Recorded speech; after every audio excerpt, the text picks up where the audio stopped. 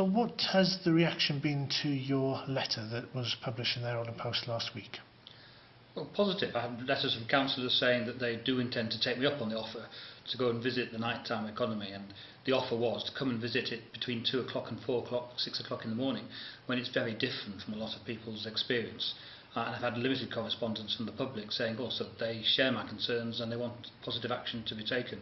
But I'm very interested to hear from anybody who has a view about, are we too tolerant in the way we allow people to misuse alcohol? And I'm not a killjoy. I want people to use alcohol responsibly, enjoy our town centres. There's a huge amount to celebrate in Northamptonshire, but also some people don't behave responsibly, and what are we going to do about that? How important is it to have this debate? I think it's important for the police to listen to the public. It's as simple as that. I think the public's views are really important, and I want to know, have I got this right, that there's more that we can do? Do they want us to be more tolerant or less tolerant? And do they want the resources to be used as we currently use them, the police resources in the nighttime economy, the demands made on the health service because of people using alcohol irresponsibly? Is that what the public want, or would they want people to do things differently?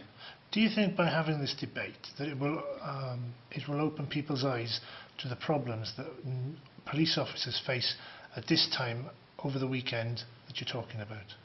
Well, certainly police in the nighttime economy, it's a core part of our business. We will always resources and do it properly. But it is a big challenge to the organisation, and the resources we put into that are resources we take away from other parts of policing. And I've always been hugely impressed with the patience and care of the officers on the street dealing with people who consumed alcohol. They're not always behaving rationally and sensibly, and I'm hugely impressed with the time and patience they've got in order to keep people safe.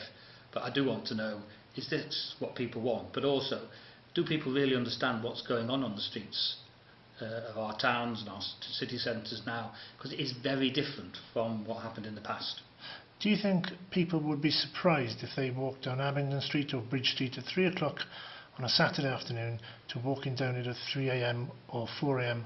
on a Sunday morning? I think a lot of people would, and that was my challenge, that people who are making key decisions about licensing, it has changed so much that really you need to go out and experience it. And it is these early hours between 2 and 6 o'clock in the morning, and to walk along say, parts of the county and see it's almost like Saturday afternoon, and in some cases busier than Saturday afternoon at 5 o'clock in the morning. I think that's outside of many people's experience, and I think it would be good for people to see that.